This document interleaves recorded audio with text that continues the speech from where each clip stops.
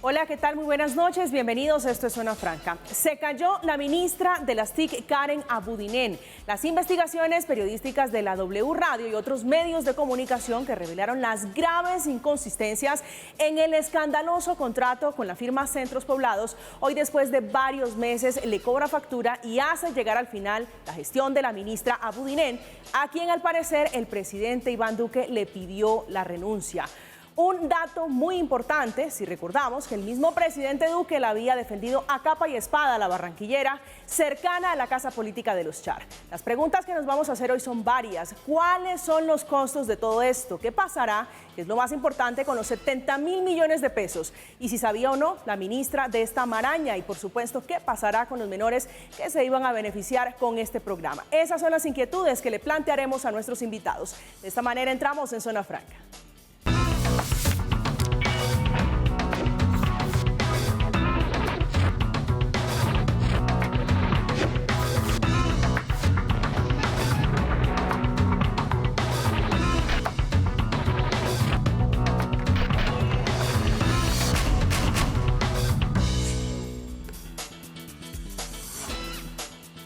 Pues tenemos esta noche al representante del Partido Liberal, Juan Fernando Reyes Curi, que es abogado especialista en Derecho Administrativo y Constitucional, y al parlamentario, además también magíster en Derecho Público, que ha sido profesor universitario y columnista, César Lorduy, representante a la Cámara por el Partido Cambio Radical, abogado de la Corporación Universitaria de la Costa con especialización en Derecho Ambiental de la Universidad Externado de Colombia, y también está con nosotros para contarle este tema, para buscarle soluciones y las conclusiones de esta decisión del presidente de la República. Bienvenido a Zona Franca. ¿Cómo le cae esta determinación del gobierno nacional? Bueno, no, sorprendido, de alguna manera u otra triste, y para complementar todo este escenario con una incertidumbre acerca de qué vamos a hacer en la Cámara de Representantes cuando nos convoque nuevamente, no sé si mañana, no sé si el lunes, no sé si el martes. Pero independientemente de esas circunstancias, nos mantenemos en la convicción de considerar que la ministra ha hecho un excelente trabajo, que la ministra ha adelantado los trámites correspondientes para que la opinión pública y las autoridades conozcan qué fue lo que allí pasó. Y como lo comenté desde el principio en la plenaria de la Cámara de Representantes, 3 hechos fundamentales: una audiencia de incumplimiento, darle a conocer a la Fiscalía los hechos que dieron origen a lo que se encontró en esa audiencia de incumplimiento, y después de toda una cantidad de procesos, una declaratoria de caducidad de contrato. Y nadie hace esas 3 cosas si sobre la base de lo que se dice en las redes sociales tiene algunos niveles de responsabilidad y los hechos demuestran lo contrario. Ya vamos a hablar de eso. Representante Reyes, ¿usted cómo ve la situación? ¿Le parece sorprendente esta decisión? ¿Le causa sorpresa la decisión del presidente Duque? Bueno, muy buenas noches a todos. Un saludo especial al representante Lorduy. Yo creo que lo que pasó en el país es muy grave, y creo que la ministra tiene una responsabilidad, por lo menos política, con el país. Nosotros, como bancada del Partido Liberal, justamente anoche tomamos una decisión, y fue acompañar la moción de censura para que la ministra salga del cargo y asuma esa responsabilidad política con el país. Es muy importante, este es un tema muy delicado. Lo que pasó es muy grave para el país, no solamente por el valor del contrato, 1 billón de pesos, sino porque es relacionado con la educación, es llevarle conectividad a escuelas, a los niños, digamos, con menos recursos de este país. Y para los niños, pues la educación es un derecho fundamental. Pues lo que pasó es muy grave, se tiene que asumir esa responsabilidad política, y por supuesto la justicia tiene que funcionar y definir e investigar quiénes son los responsables de lo que ha pasado. Representante Lorduy, usted dice, me sorprende la decisión, pero ¿no le parece que después de toda esta tormenta política, de todo lo que ha pasado con Centros Poblados, que en definitiva por este momento la plata está perdida, ¿no le parece que era insostenible la ministra Abudinen en esas circunstancias, bajo esas condiciones? En esas condiciones cuando más se ha requerido la ministra Abudinen, porque conoce el problema, lo ha enfrentado, ha adelantado las gestiones correspondientes, y más que nadie ella, que no solamente lo conoce, sino que además ha actuado. Creería que un cambio en este momento, como todo indica que va a suceder, vas a encontrar una persona sin los conocimientos que tiene la doctora Karen Abudinen. Desde ese punto de vista y en términos de eficiencia, creo que lo más conveniente es que ella hubiera continuado en el proceso para poderlo terminar. ¿Que hay problemas? Sí, claro, pero no como consecuencia de una actuación de una ministra. Que hay una plata de alguna manera u otra perdida, sí, pero no como consecuencia de la ministra. Consecuencia de unos actos criminales cometidos por terceros. Pero no es función de la ministra y su equipo proteger esa plata. ¿No debieron garantizar un poco y a la hora de entregar 70.000 millones de pesos? Es una responsabilidad de las empresas que fueron contratadas por el ministerio y que permitieron que eso ocurriera. Se contrató una empresa para que hiciera las revisiones correspondientes, incluyendo el tema de las pólizas, y esas empresas, con los niveles de credibilidad que tiene, inclusive esa trabaja hasta con el Banco de la República, le informaron a la ministra que precisamente el proceso estaba bien. Yo creo que la ministra no puede asumir las responsabilidades, vuelvo y reitero, de unos actos criminales, engañosos, estafadores que otras personas cometieron. ¿Usted qué piensa, representante Reyes? Hombre, yo sí creo, insisto, en la responsabilidad política. Cuando se trata de un contrato de esta magnitud, cuando se trata de recursos públicos, y más, insisto, en un tema clave como es la educación de los niños de más escasos recursos del país, pues se tiene que, digamos, la responsabilidad del nivel directivo de una entidad, en este caso de la ministra, tiene que ser con todo su equipo de trabajo, que tiene que ser un muy buen equipo, que tiene que ser un equipo técnico, que tiene que ser un equipo de confianza, de revisar absolutamente todos los documentos, todo el proceso, de revisar 2, 3, 4 veces para minimizar los riesgos de cualquier problema, de cualquier irregularidad que se pueda presentar. Y lo que yo veo aquí, justamente, es que se pasaron cosas, unos contratistas engañaron al Estado, pero también digamos, el ministerio no actuó con la debida diligencia para minimizar esos riesgos que se pueden presentar,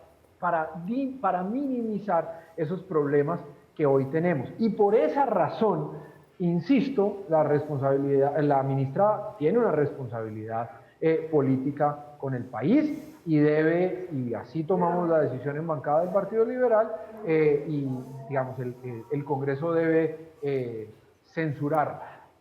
Sí. ¿La responsabilidad es solo política? Se lo pregunto porque hemos tenido otros casos donde los ministros han terminado en juicios, han terminado sentenciados por situaciones tal vez un poco parecidas. A nosotros nos corresponde, como Congreso, la responsabilidad política. A la justicia le corresponderá la responsabilidad jurídica y tendrán que investigar y tendrán que definir si ella tuvo que ver o qué funcionarios, y eso tiene que salir a la luz pública. Y los culpables, los que se prestaron para eso, pues tendrán que ser condenados y tendrán que ir a la cárcel, por supuesto, pero eso tendrá que definirlo la justicia y tenemos que pedirle a la justicia celeridad, y también tenemos que respetar que la justicia actúe y defina pronto. Insisto, nosotros como Congreso definimos una responsabilidad política en esta moción de censura, y desde la responsabilidad política, insisto, la ministra debe salir. Sí, tal vez, representante Lorduy, preguntarle, usted dice la ministra es necesaria, no debe salir. ¿Es necesaria para qué en este momento en el Ministerio de las TIC con este chicharrón? El conocimiento es supremamente valioso. ¿Quién puede sustituir a la ministra en términos de conocimiento frente a la existencia del problema y las soluciones? Al menos que ella se lo haya transferido a alguien, pero hasta donde yo entiendo, y de acuerdo con lo que expresó en el Congreso, tiene amplio conocimiento. El Congreso mismo fue testigo de que no solamente la ministra explicó con grado de detalle qué era lo que estaba ocurriendo, sino cuáles las acciones correspondientes que se venían a hacer. Yo creo que una persona que tiene ese conocimiento obviamente debe ser apreciada y debe ser valorada, independientemente de si es un problema o no lo es. Ahora, en su sabiduría el presidente y en su sabiduría ella, por muchísimas circunstancias se tomó la decisión, como todo indica que pasó. No hay una comunicación oficial todavía al respecto de que efectivamente alguien deja el cargo y obviamente el presidente se lo acepta. Pero yo quiero aprovechar la oportunidad de lo que expresó mi amigo Reyes Curia, a quien también tengo la oportunidad de saludarlo en este momento, para decir dos cosas. La primera, el juicio en el Congreso de la República es de carácter político, no es de carácter penal. los actos de corrupción que se le puedan señalar a la ministra no son de conocimiento del Congreso y, entre otras cosas, el delito de corrupción no existe. En segundo lugar, la responsabilidad política no exonera ni siquiera el señalamiento de que alguien no pueda estar gozando de dos elementos importantes que establece la Constitución. Uno, la presunción de inocencia y dos, la evaluación de los actos bajo el principio de buena fe. Uno no puede desconocer eso, porque si uno desconoce, esos dos principios tienen que partir de la base que toda persona que en estos momentos, inclusive vinculada al Congreso de la República, está siendo objeto de investigación a juicio de un juicio político, entonces también es culpable. No, yo creo que eso hay que aclararlo. La ministra goza en este momento de presunción de inocencia. Presunción de inocencia. Entre otras cosas porque solamente le ha llegado la Procuraduría. No, pero presunción de inocencia desde el punto de vista político, incluso desde el punto de vista penal muchísimo más, y desde el punto de vista político es que la moción de censura, de acuerdo con el artículo 135 de la Constitución Nacional, es sobre funciones inherentes al cargo. Y desde el punto de vista de funciones inherentes al cargo, tú tienes que demostrar que las funciones de la ministra las incumplió por negligencia, por omisión, por acción, por lo que quiera. Eso ni se aprobó en el Congreso de la República, ni está aprobado en ninguna parte. Pero en este momento, ¿avanza la moción de censura o estoy equivocada, representante Reyes? ¿Ese proceso, ese trámite continúa? Claro, y tiene que continuar, así lo dice la Constitución, así la ministra renuncie. Ya se dio el debate y el Congreso debe votar y la presidenta de la Cámara nos debe llamar a que el Congreso vote y tome la decisión de si saca a la ministra o no, de si aprueba la moción de censura o no. Insisto, ya el Partido Liberal y toda su bancada tomó la decisión, así que todos los militantes del Partido Liberal deben votar a favor de esta moción de censura. Así lo convinimos por mayoría y tiene que darse en los próximos días. Representante Lorduy. Bueno, el doctor Curí está hablando por el Partido Liberal solamente, pero en el Congreso de la República hay muchísimos otros partidos y el hecho de que el Partido Liberal haya decidido un sentido no significa que los demás tengamos que acoger ese sentido. Quiero aclararle a la opinión pública y en especial, gracias por la invitación, lo siguiente. La moción de censura se tramita y la votación es optativa. Eso dice el artículo 135 en el numeral 9 de la Constitución. Por favor, léanlo. Segundo, la moción de censura se sigue tramitando sobre la base de que el objeto a conseguir todavía exista. En este momento el objeto no existe. Por lo tanto, se aplica el criterio que aplica la Corte Constitucional, que dice que cuando el objeto no existe o el hecho ha sido superado, no tiene ningún sentido ni siquiera continuar con la demanda. En mi opinión, desde el punto de vista de eficiencia, desde el punto de vista de que los resultados en términos generales, entre comillas, aparentemente fueron alcanzados, no tiene ningún sentido someter al Congreso a una votación, en el caso de la Cámara de Representantes, cuyos resultados, entre otras cosas, no van a ser ninguno. Y no van a ser ninguno. O sea, ¿usted cree que no prosperaría la moción de censura? No, es que no va a ser ninguno, porque en términos cuantitativos se necesitan 87 votos, nadie los tiene. Ni una coalición ni la otra coalición.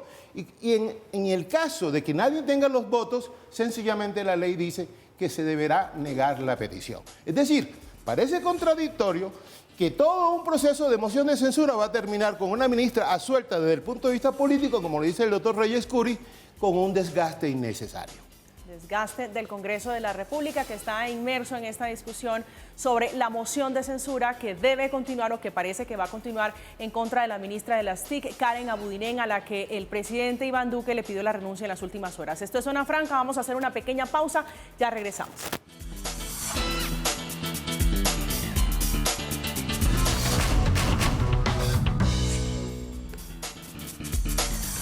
Estamos de vuelta en Zona Franca hablando de la ministra Abudinen, que se cayó. El gobierno, el presidente Iván Duque le pidió la renuncia. Tal vez, representante Juan Fernando Reyes Curí, usted me pedía la palabra para responderle a su compañero en el Congreso. Sí, es que el representante Lorduy estaba hablando que era un desgaste someter al Congreso una vez renuncie la ministra a esa votación.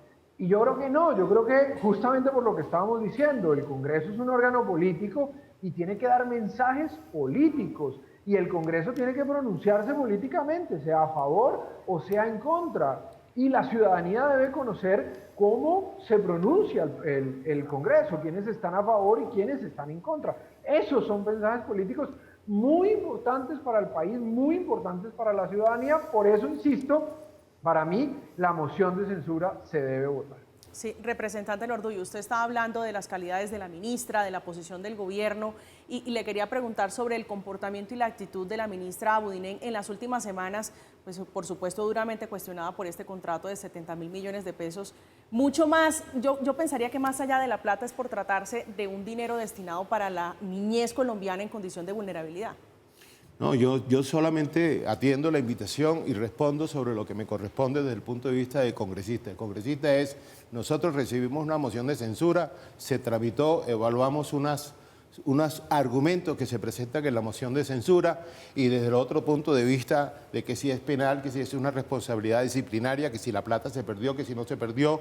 Nadie puede tener elementos para decir una cosa o la otra. Las redes sociales son bastante amplias en presentar una gran cantidad de acusaciones, pero hay unos hechos plenamente comprobados. En primer lugar, efectivamente una parte del anticipo se entregó, eso es lo que dicen los medios de comunicación, y hay otra parte del anticipo que de acuerdo a lo que dicen los contratistas o los empresarios. Pero lo dicen los medios y la ministra también lo reconoció. Sí, claro, pero también hay que escuchar a los contratistas. Es decir, bajo ese elemento de que hay que escuchar a las partes, los contratistas también dicen, un momentico, yo esa plata la invertí. Habrá que evaluar si efectivamente los equipos que están invertidos son los adecuados o no. Algunos medios de comunicación dicen que son los equipos viejos, otros que efectivamente la señal. Claro que me duele que esto haya ocurrido, claro que me entristece. Obviamente yo participé en la aprobación de la ley TIC y una de las cosas que ambicionábamos es que efectivamente todos los niños de Colombia y todos los ciudadanos de Colombia, no solamente los niños, pudieran tener la oportunidad de poderse conectar a Internet. De acuerdo, inclusive defendí, aprobé y luché por un derecho fundamental que hoy en día que es el acceso a Internet. Igual, luché, peleé, etcétera, etcétera, para que las tarifas a servicio de Internet estuvieran excepto de IVA hasta un plan cercano a los 75.000 pesos. Pero de ahí a pensar a tener elementos para saber y decir que la plata se la robaron, hay una gran diferencia. Pero usted está defendiendo a la ministra, dice que la ministra es una persona que tiene amplio conocimiento en el proceso, que es necesaria en este momento en el Ministerio de las TIC, y la propia ministra Abudinen salió a decir, la plata no está, salió del país. No, es que el hecho de que tenga el conocimiento se refiere al conocimiento del proceso, no al conocimiento de dónde está la plata. Eso no lo he dicho yo. Ella tiene el conocimiento y debe ser valorado el conocimiento de ella como del cualquier ciudadano que se sepa cómo se desempeñan las cosas y cómo se hace. En Colombia tenemos la mala costumbre de poder desvincular a las personas, aunque esas personas tengan el conocimiento. Yo creo que eso hay que reevaluarlo. La ministra tiene el conocimiento. El gobierno nacional considera que se debe apartar, eso dicen los medios de comunicación. La ministra se apartó, perfecto, habrá que buscar otra persona que tenga ese conocimiento y que se adelante el proceso. Lo que no puede suceder es que se crea que por el hecho de que la ministra renunció, el problema se acabó. Que por el hecho de que la ministra renunció, pues unas personas cogen la bandera y aparentemente se olvidan que el problema va a continuar. Usted toca un tema muy interesante, el representante Reyes, a propósito de esto, de lo que dice el representante Lorduy, es el problema de fondo persiste. La ministra se va, pero quien quiera que llegue recibe este chicharrón y el dinero no aparece. ¿Qué va a pasar? ¿Usted cuál cree que va a ser la hoja de ruta en lo sucesivo? Bueno, yo creo que dos cosas. Uno, la ministra, insisto, debe irse por la responsabilidad que tiene política con este país. Dos, no puede, y el gobierno nacional en cabeza del presidente Duque, tiene que solucionar el problema. Por un lado, tiene que garantizarle a estos niños esa cobertura. Eso no puede, no se puede aplazar más. Los niños de las zonas rurales, de sectores más apartados, de más escasos recursos, lo están esperando y el gobierno nacional lo tiene que solucionar. Y por otro lado, la justicia tiene que actuar con celeridad y tiene que dar con los responsables de todo esto y tiene que tomar acciones.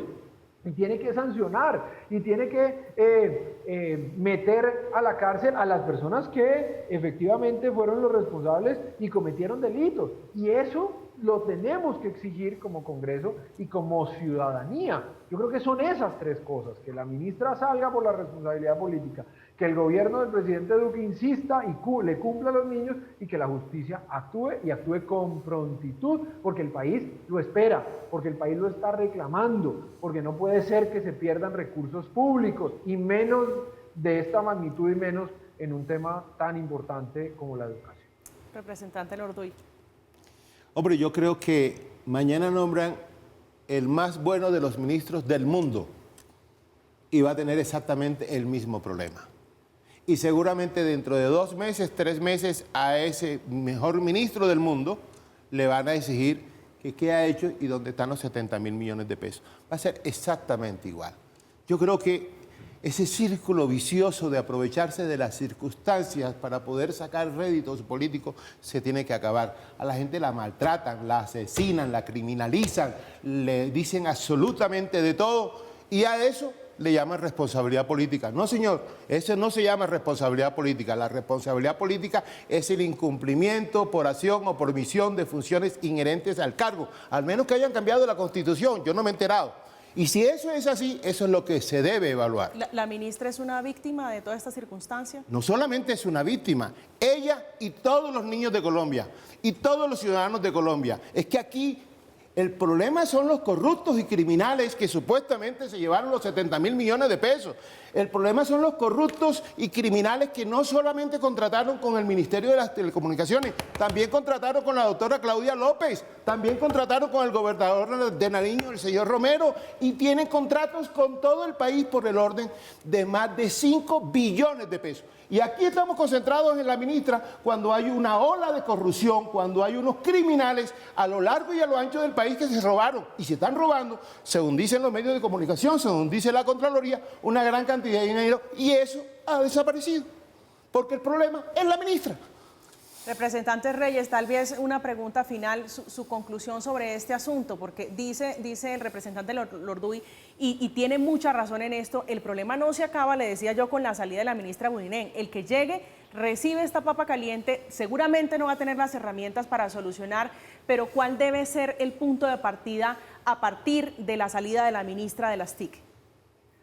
De acuerdo, y el problema de corrupción tampoco se va a solucionar de la noche a la mañana. En eso estamos de acuerdo, pero tenemos que actuar. Y yo sí creo, insisto, que hay una responsabilidad política de la ministra y de su equipo, de no haber tenido la suficiente, digamos, tecnicismo, la suficiente deber, rigor para revisar esta propuesta y descubrir lo que estaba pasando, de revisar 2 y 3 veces por la magnitud del contrato y por la destinación. Y por de lo que se trataba, que eran los niños de zonas rurales de Colombia. Entonces, yo sí creo que la responsabilidad política la debe asumir. Insisto, los problemas de siempre, la justicia debe andar rápido y debe actuar con prontitud. Y lo otro que a mí me ha sorprendido y que rescato, y es que la ciudadanía cada vez está más activa. La ciudadanía cada vez tiene que llamar la atención de todos estos casos que se presentan, de todas estas irregularidades que se presentan con servidores públicos en el Estado colombiano, sea en el nivel nacional o sea en el nivel territorial. Esa ciudadanía representante, tal vez déjeme preguntarle algo porque me hizo caer en cuenta acá, devolviendo un poco el cassette, me hizo pensar usted, representante Lorduy, usted hablaba de liberalismo y yo considero, y muchos tal vez de esa manera, que el liberalismo le dio la estocada final a la ministra. ¿Qué cambió? ¿Qué pasó ayer? Bueno, ayer nos reunimos en bancada a las 7 de la noche de manera virtual y la mayoría de representantes de la Cámara votamos aprobando la moción de censura. Unos representantes ya veníamos... Y hay otros que no votaron. Teníamos la claridad, antes, incluso después del debate, de votar a favor de la moción de censura. Y otros se fueron sumando y tomamos esa decisión en bancada, insisto, mayoritariamente ayer, que obliga a todos los miembros de la bancada a votar a favor de la moción de censura. Pues representante Reyes Curi, a usted muchísimas gracias por acompañarnos en este espacio para hablar de este tema que, por supuesto, seguramente vamos a seguir hablando y ocupándonos del asunto de los niños, del asunto de cómo conectar a la población vulnerable. Gracias a usted y al representante Lorduy, un abrazo. Representante Lorduy, muchísimas gracias por venir a este espacio. Bienvenido siempre. Muchísimas gracias. A ustedes no se muevan, vamos a hacer una pequeña pausa. Esto es Zona Franca, ya regresamos.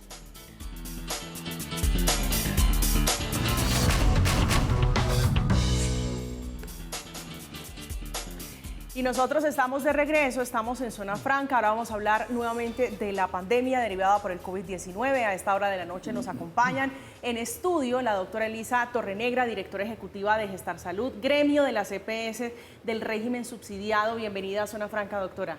Muchas gracias por la invitación, es una oportunidad como siempre de compartir. El gusto es nuestro tenerla aquí, por supuesto, para hablar de este tema importantísimo. También nos acompaña Leonardo Briceño Ayala, que es jefe de Salud Pública de la Universidad del Rosario. Doctor, bienvenido a Zona Franca. Muchas gracias por la invitación. Pues estamos acá, los hemos convocado para hablar de una iniciativa que surge del Congreso de la República y es que sea obligatorio en Colombia. Es un proyecto de ley que ya fue radicado en el Congreso para que las vacunas, la vacuna contra el COVID-19 sea obligatoria en Colombia. ¿A usted cómo le cae esa proposición que ya hace parte de la agenda del Congreso?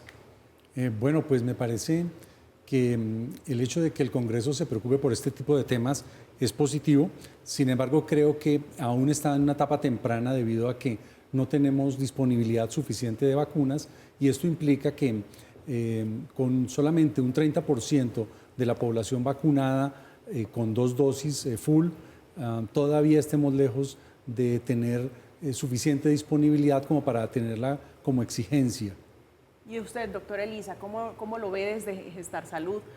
Un punto muy importante es lo que dice el doctor sobre la disponibilidad de vacunas, pero hay algo que yo quiero mencionar.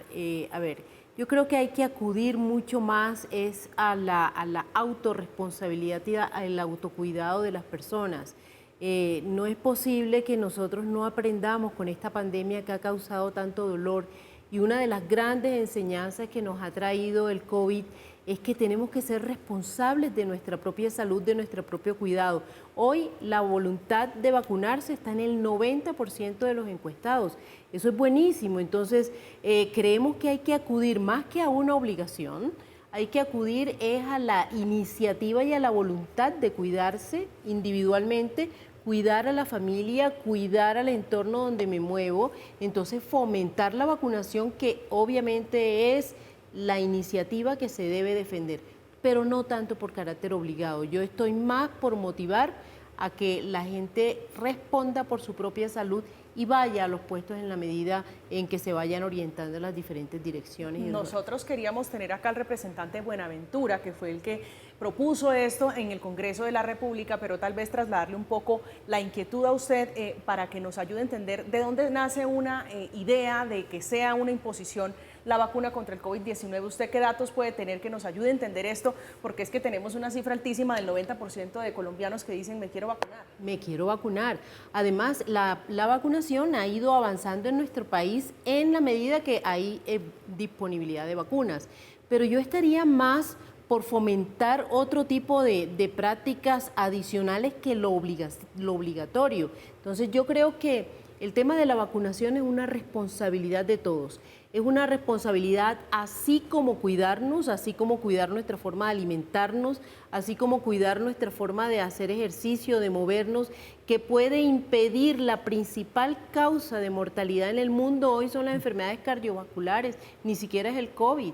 Y no estamos haciendo nada por ello. Yo de verdad que en vez de declarar esto como obligatorio, yo pudiera contemplar o proponer otro tipo de prácticas que impidan más muertes, ¿verdad? Como la de las enfermedades cardiovasculares, el cáncer, la diabetes. O sea, son enfermedades que están matando mucho más que el COVID. En el COVID hay que acudir al convencimiento, hay que acudir a la autorresponsabilidad por cada uno y por con los que nos rodeamos.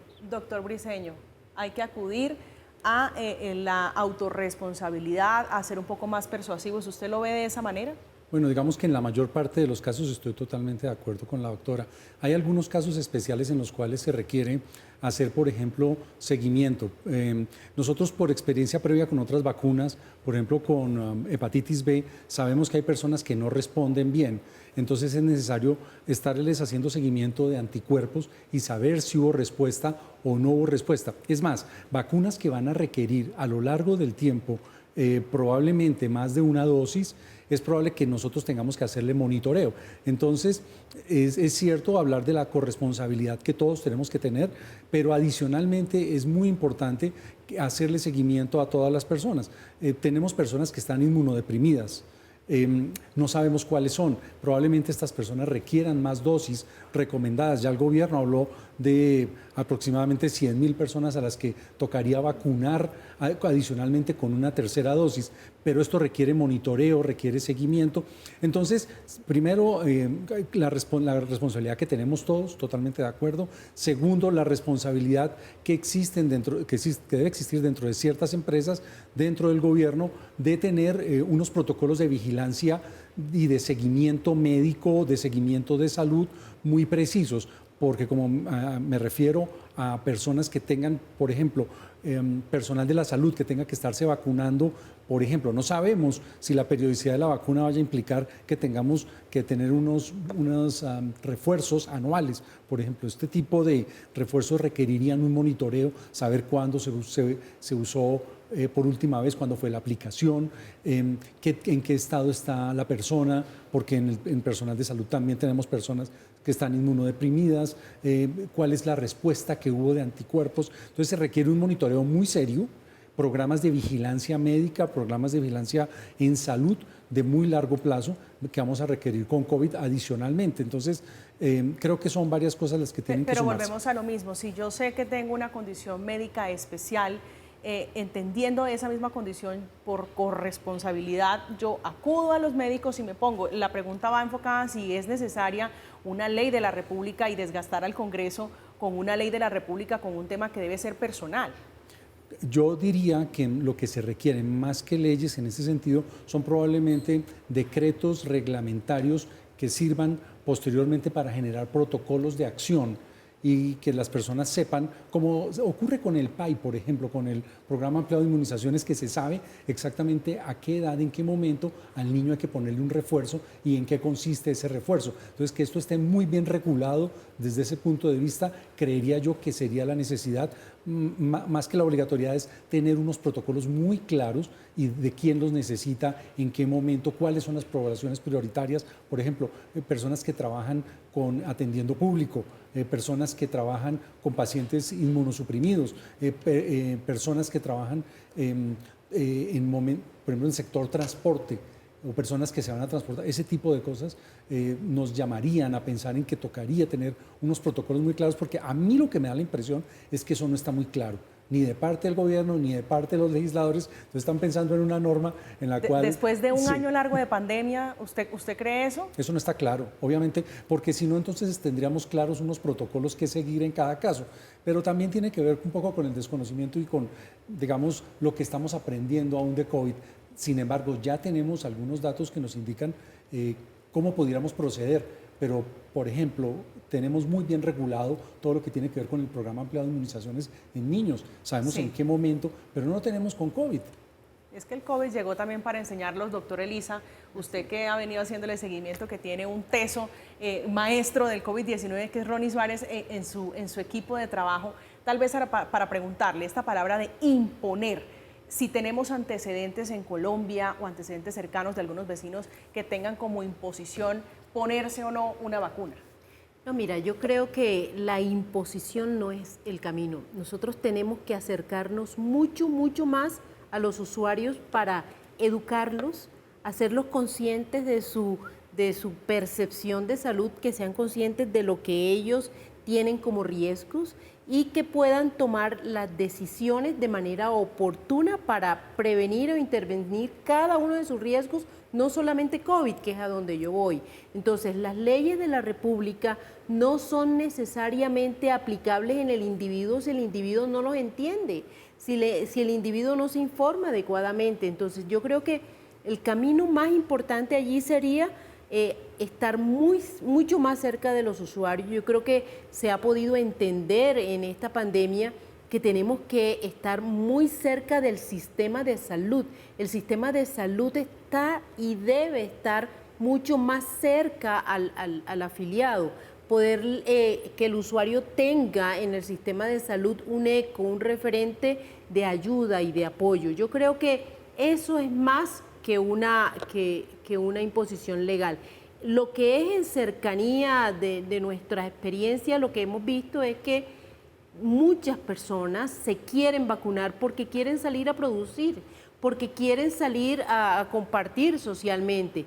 Entonces, para eso sí también estoy de acuerdo en que para ciertos sitios se exija de pronto haber tenido una vacunación para poder estimular ahí sí la productividad, la socialización. ¿Como un derecho de admisión? Claro, es que pudiera ser porque es que o de no vamos a estar metiéndonos a unos sitios sin tener la responsabilidad. Yo insisto mucho en la conciencia y la autorresponsabilidad sobre nuestra propia salud y los demás. Y una persona que no está vacunada, de verdad que se debiera cohibir de ir allá. Pero como sabemos que no siempre acuden de esa manera, entonces allí sí estaría de acuerdo con solicitar en los sitios públicos de mayor afluencia poder exigir una constancia o un certificado de vacuna. Doctor Briceño, ¿tenemos antecedentes referentes a otros países que estén exigiendo en este momento vacuna COVID? Ya tenemos algunos países que están solicitando para ciertos grupos. Por ejemplo, tenemos claridad que a trabajadores de la salud en muchos países ya es, como ellos lo dicen, es un requerimiento obligatorio en muchos países. Hay empresas que lo están haciendo también por política interna, por atención de usuarios y por cuidar al resto de personal, sobre todo donde existe una gran exposición a grupos poblacionales amplios. Entonces ya existe previamente, incluso se han examinado todos los aspectos éticos, todos los aspectos legales. En Estados Unidos, por ejemplo, hay una discusión bastante grande. Estados Unidos es un país federal, entonces hay una discusión casi que estado por estado de a quién se le va a solicitar obligatoriamente. Pero lo que sí, digamos, sí se tiene es a grupos poblacionales específicos, obligatoriedad en varios países, ya eso está establecido. Incluso, te cuento una cosa, aquí en Colombia, nosotros tenemos no para COVID, pero para muchas vacunas que un profesional de la salud casi que no puede ni entrar a ejercer en un hospital si no tiene 4 o 5 vacunas previas. Eso es como para el obrero no poder entrar a la obra sin casco. Exacto, es algo así, porque se les está pidiendo, es digamos mandatorio, o sea, hepatitis B se pide desde hace muchos años. Fiebre amarilla. Fiebre amarilla en ciertas zonas del país, por ejemplo, triple viral. Influenza, existe la norma colombiana que también tiene que haber refuerzos periódicos, pero vuelvo y repito, esto está protocolizado. Entonces, en la medida en que esto esté protocolizado técnicamente, tal vez nos evitaríamos mucho el tener que decir obligatorio. Es protocolizarlo, decirle a cada persona, si tú no te vacunas cada cierto tiempo, vas a tener problemas y la gente va aprendiéndolo. Y por eso las mamás llevan a los niños. Las mamás dicen, bueno, me toca ya la vacuna el refuerzo de los 5 años. ¿Cuál es? Ellos puede que no sepan exactamente, pero saben que tienen que llevarlo y saben que van a protegerlo de esta manera. Claro. Entonces, pero porque está escrito, está definido y se sabe cómo va a ser. El protocolo para las vacunas contra el COVID-19, contra esta pandemia que todavía no termina. Usted participe en nuestras plataformas si debe ser o no obligatoria la vacuna contra el COVID-19. Vamos a hacer una pequeña pausa y al regreso vamos a preguntar cómo influye positiva o negativamente esta ley que fue presentada, este proyecto de ley ante el Congreso de la República. Ya regresamos.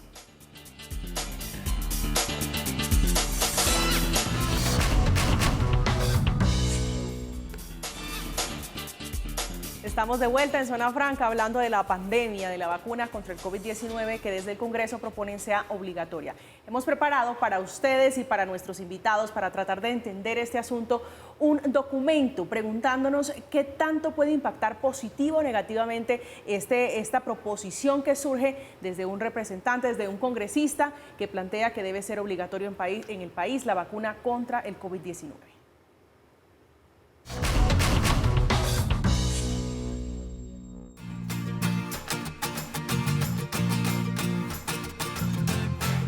En el afán de vacunar la mayor parte posible de la población colombiana contra el COVID-19, han surgido miles de ideas. La vacunación obligatoria está servida en la mesa, o por lo menos ya está como un proyecto de ley radicado. Pero, ¿serviría la vacunación obligatoria en Colombia? Lo que haces es generar mayor resistencia, mayor oposición y darle más argumentos, en este caso que nos atañe, si estamos hablando específicamente de las vacunas, darle más argumentos a los grupos o a las personas antivacunas, porque precisamente soportan sus argumentos a partir de la obligatoriedad y el hecho de que vamos a ser ahora coercionados a recibir una intervención en salud de la cual no hemos dado el consentimiento o no han dado el consentimiento las personas que no quieren vacunarse.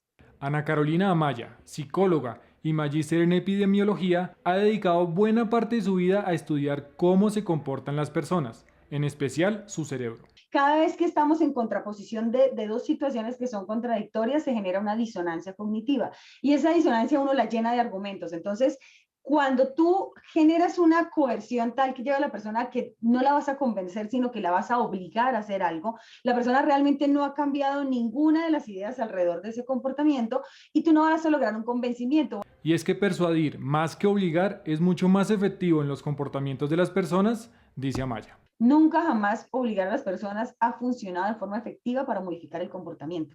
No lo hacen ni cuando somos niños, cuando nosotros nos castigan por algo, que no estamos convencidos de niños que sea malo. ¿Qué hacemos? Lo hacemos a escondidas de nuestros padres. Una prohibición de este tipo traería sin lugar a dudas más problemas que soluciones. Así finaliza Amaya casi de manera profética. Vamos a empezar a ver un montón de conductas como falsificación de certificados de vacunas, que es lo que más fácil pueden hacer en primera instancia, o algunas protestas o algunas acciones legales.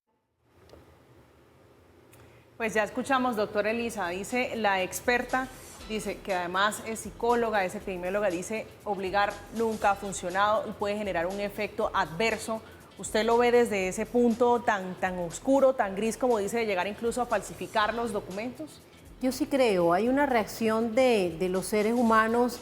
Es a lo que es obligado, me detengo a siquiera a evaluarlo, a mirar, de pronto reacciono de manera inadecuada. Yo estoy más convencida de que es necesario la conciencia de cada uno.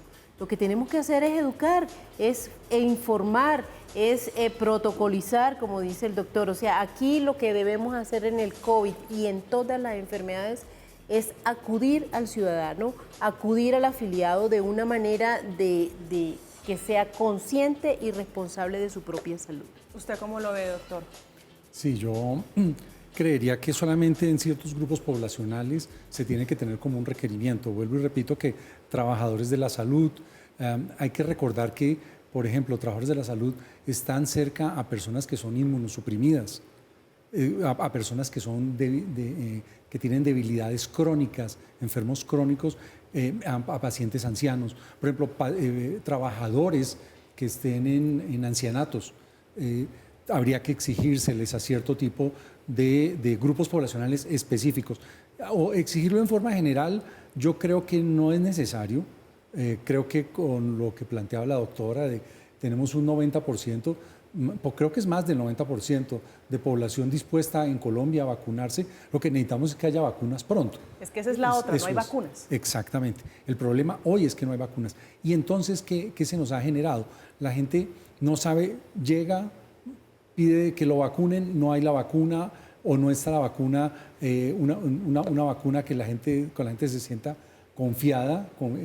Entonces, eso genera resistencia entre la población. Entonces, lo ideal es tener una buena disponibilidad de vacunas antes de pensar en normas como esta y tener grupos poblacionales específicos a los cuales habría que solicitarles vacunación por el nivel de riesgo que manejan ellos para sí mismos y para otras personas. Entonces, recordemos que desde el punto de vista ético, y eso lo conocemos mucho en salud, primero, no hacer daño.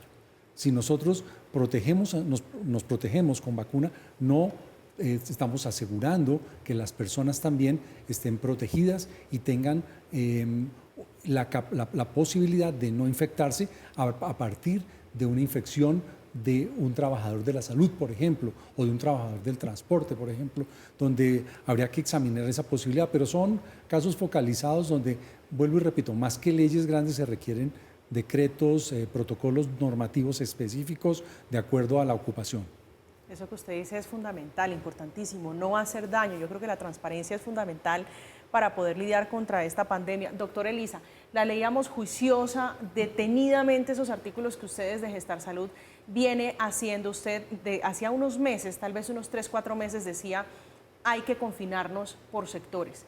Hoy dice el gobierno, el ministro de Salud dijo ayer, si la memoria no me falla, que un cuarto pico va a depender de cómo avance la variante Delta. ¿A hoy cómo lo ve usted? ¿Sigue pensando en el confinamiento sectorizado? Bueno, a ver, Colombia ha tenido un comportamiento que ha sido secundario a la dinámica social en los colectivos. Cuando hemos realizado esos actos que han ameritado mucha cercanía con personas, eso ha coincidido especialmente con los picos específicamente de la enfermedad. Entonces, yo creo que en este momento nosotros tenemos que hacer un mensaje, es preferiblemente hay que evitar ese tipo de momentos en los cuales se me ponga en riesgo a mí como individuo. Yo debo elegir no ir a esos sitios para poder cuidarme y cuidar a mi familia. Nosotros tenemos los casos y es que en el régimen subsidiado está obviamente la población más pobre y vulnerable y son los que precisamente están poniendo las mayores muertes en Colombia. Pero es que es muy fácil decir aislémonos, lavémonos las manos y las personas pobres generalmente cuando tienen una necesidad económica bastante apremiante, duermen en espacios de 3 por 3 metros y duermen 5 personas. Entonces, hay unos casos en los cuales de verdad que amerita que las personas puedan estar cuidadas cuando hay contactos, hay que aislarse, hay que poner una serie de barreras en ese sentido, pero que le permita a la ciudadanía estar viviendo en condiciones normales, en condiciones adecuadas, que no los maltrate desde el punto de vista económico. Entonces debieran estar los subsidios para ese tipo de población, para que no se tenga que exponer a salir, que no se tenga que exponer a buscar la comida, porque hay que cuidarlos. Y bajarle la presión, el estrés también al sistema de salud. Correcto. Darle tregua. Correcto. Es que todo va a depender de los individuos. Miren, el sistema de salud tiene que llegar a un punto en que se entienda como que cuando yo como individuo no sea capaz de cuidarme y se venzan esas situaciones de riesgo y avance la enfermedad, el sistema de salud tiene que estar ahí para resolverlo de manera óptima. Pero esa partecita tiene que estar adecuadamente cerca del sistema, informando, educando a los usuarios, haciéndolos conscientes de sus riesgos para poder intervenirlo y articularnos como sector salud con los otros sectores, porque es importante. Miren, los determinantes de la salud son más importantes que las mismas patologías. Cuando uno ve que el individuo puede tener un determinante de desnutrición, un determinante de pobreza, que le haga una malnutrición, mira, las patologías se desencadenan de una manera mucho más natural, mucho más espontánea y mucho más rápida. Sí, doctor Briceño, tal vez una pregunta final, ya estamos llegando al término de este espacio, es si tenemos que aprender a convivir, porque usted nos dice tenemos que prepararnos también, yo creo que un poco psicológicamente, para una tercera, cuarta, quinta dosis. ¿No es mejor aprender a convivir con este virus? Bueno, esa ha sido una discusión muy interesante que se ha dado en el mundo y es la diferenciación entre la mitigación o la eliminación. Colombia ha optado por la mitigación. Esto quiere decir que abre la economía hasta que se infecta un grupo de personas, existe el pico, entonces en ese momento es necesario volver a cerrar sectores, vuelve y lo cierra, vuelve y abre, vuelve y cierra, entonces está generando algo que es la inmunidad de rebaño natural salvaje que nos ha generado 125.000 muertos.